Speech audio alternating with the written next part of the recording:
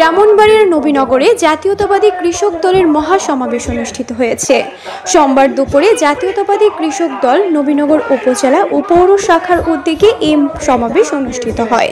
Nabinagar pilot উচ্চ বিদ্যালয় মাঠে অনুষ্ঠিত সমাবেশে প্রধান অতিথি ছিলেন জাতীয়তাবাদী কৃষক দল কেন্দ্রীয় কমিটির সাধারণ সম্পাদক শহীদুল ইসলাম বাবুল। এতে প্রধান বক্তা ছিলেন ঢাকা বিশ্ববিদ্যালয়ের ছাত্র দলের বিপি প্রার্থী মোহাম্মদ আবিদুল ইসলাম খান।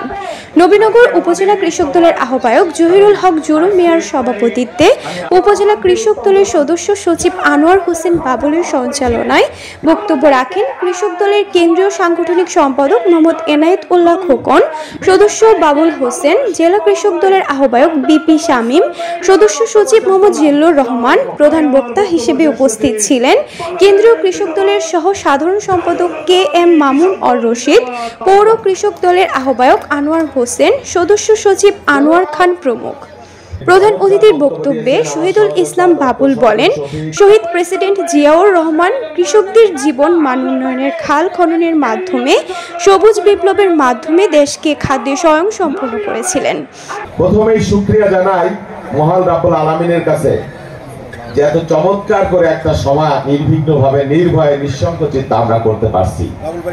1 বছর আগে হাসিনার আমলে এমন সভা আমরা করতে পারতাম না, ঠান্ডা মেরে ঠান্ডা করে দিত পুলিশ। আল্লাহ রাব্বুল আলামিনের অশেষ কৃপা, তিনি আমাদের একটা নির্ভয়ের পরিবেশ তৈরি করে দিয়েছেন। বিশেষ অতিথির বক্তৃতায় আবিদুল ইসলাম খান বলেন, ফেব্রুয়ারিতে নির্বাচন ঠেকানোর চেষ্টা চালাচ্ছে ৭১ এর পরাজিত রাজাকার বাহিনী। এ ব্যাপারে সকলকে সতর্ক থাকতে হবে। আমরা দেখতে পাচ্ছি ৫ আগস্টে সে আধিপত্যবাদী অপশক্তির কাছ থেকে মুক্ত হয়েও আমরা দেখতে পাচ্ছি আজ বিভিন্ন রাজনৈতিক দলের ঘাড়ে চেপে বসে আধিপত্যবাদী অপশক্তিরা আবার রাষ্ট্রে বাংলাদেশে উকি ঝুঁকি দিচ্ছে। আমরা বিভিন্ন পত্রিকাতে দেখতে পাচ্ছি তারেক রহমানকে ঠেকাতে মরিয়া জামায়াত এবং ভারত। আপনারা কি দেখেছেন না এটা? আপনারা কি তারেক রহমানকে ঠেকতে দেবেন? প্রিয় নবীনগরবাসী, চিৎকার মেরে বলতে হবে, তারেক রহমান কি ঠেকতে দেওয়া যাবে?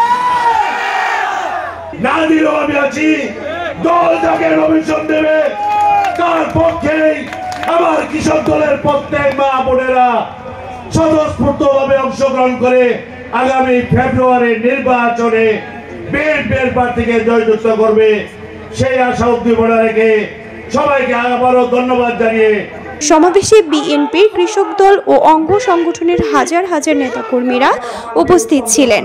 পরে গ্রাম বাংলার ঐতিহ্যবাহী লাঠি খেলা অনুষ্ঠিত হয়। নিউজ ডেস্ক, জনতার টিভি।